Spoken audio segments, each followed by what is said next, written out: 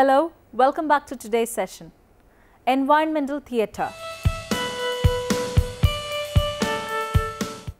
Environmental theatre is a movement which emerged creating awareness to the audience about theatre by rebuffing the conventional notions of space in theatre, countering the traditional spatial distinction between the audience and actor.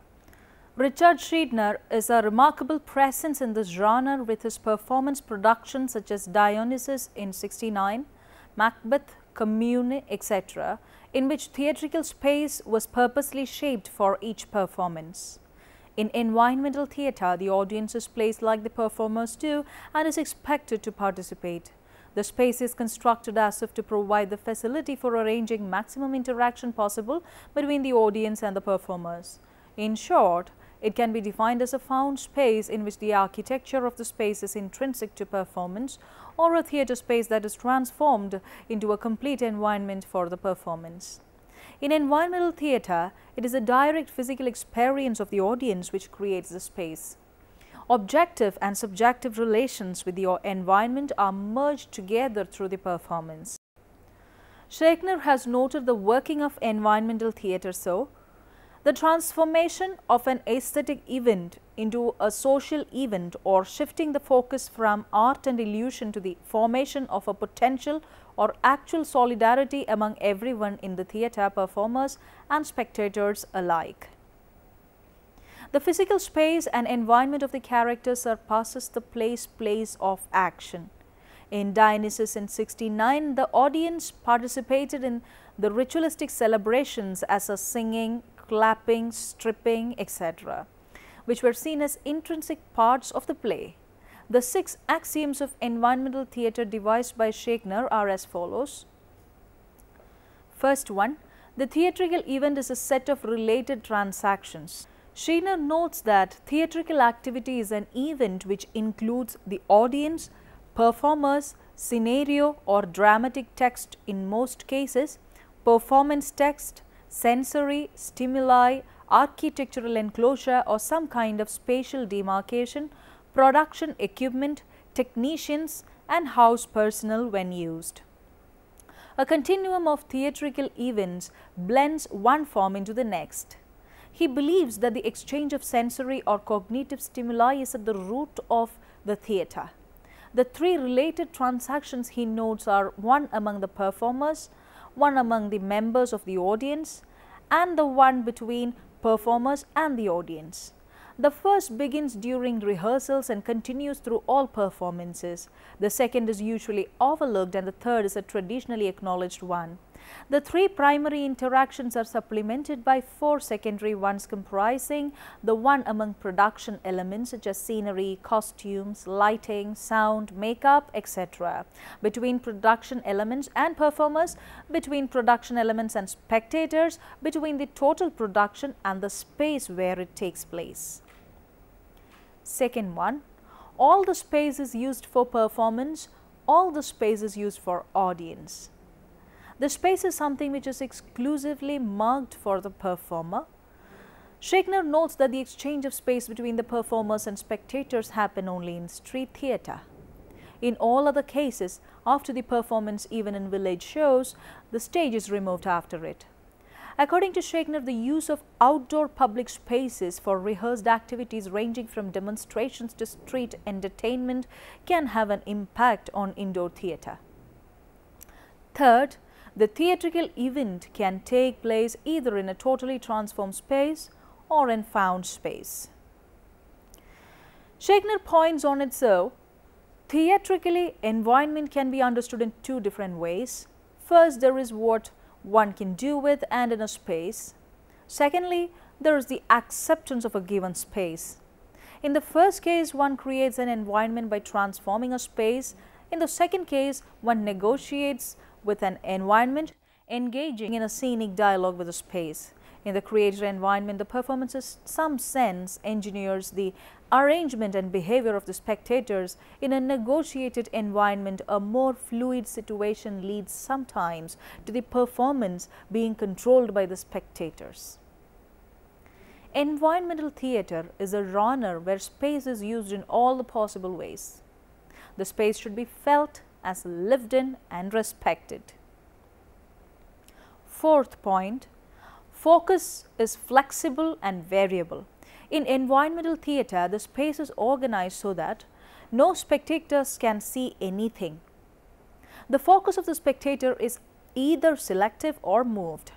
Multifocus is the solution as the spectator is surrounded by a variety of sights and sounds. A performance using multifocus will not reach every spectator in the same way.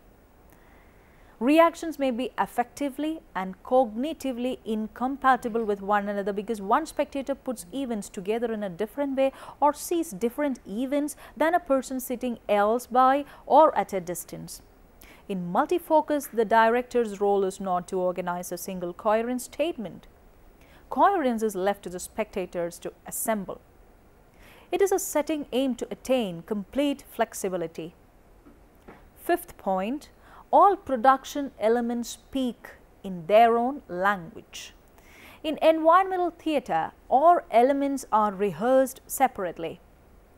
It is at the performance where the cooperating and competing elements meet for the first time.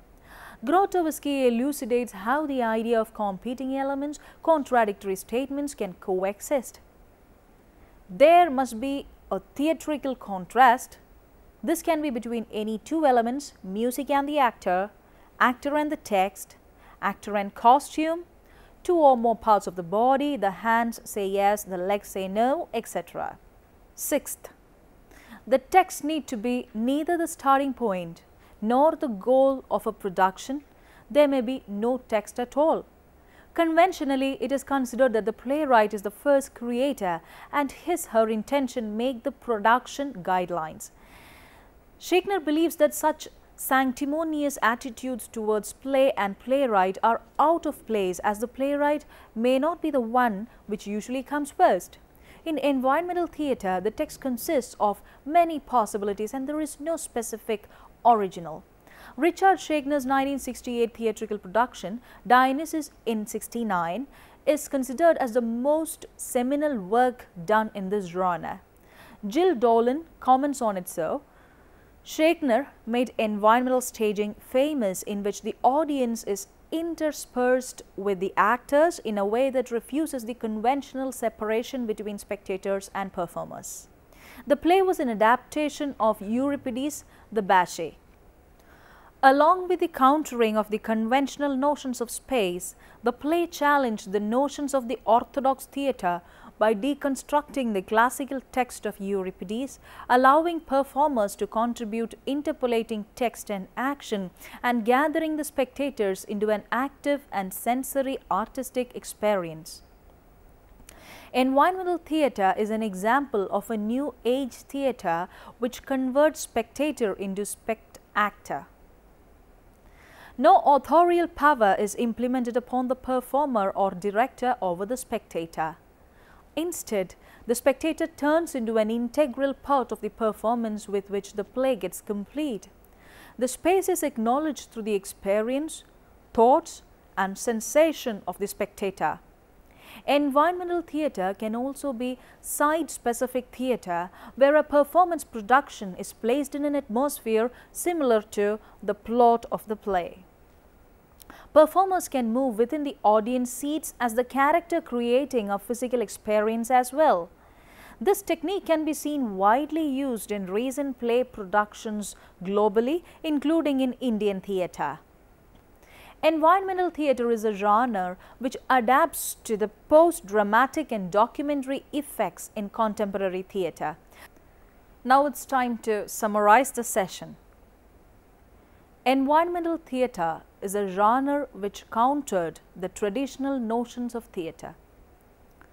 Environmental theatre is distinctively marked by its incorporation of audience to the performance space. There is no distance between the spectator and the performer. Instead, the spectator has a role to perform in theatre which transforms him into a spect-actor. Richard Schechner is one of the key figures who structured this genre. According to Schechner, the theatre works by three related transactions: the one among the performers, the one among the members of the audience, and the one between the performers and the audience. There is no sanctimonious attitude towards the playwright or the director in the working of this drama. Before we move on to the next session, let us try to answer some questions. List some recent Indian plays which you think are examples of environmental theatre. How well does environmental theatre qualify as a 21st century theatre? Comment on the contributions of Richard Schreiner on environmental theatre. References for your further reading: Environmental Theatre, an expanded new edition including 6 axioms of environmental theatre by Richard Schreiner, New York, Applause, 1994. Drama Online, www.dramaonlinelibrary.com. Hope this excerpt of knowledge from environmental theatre was quite enriching. Please go through the references. Thank you for watching today's program.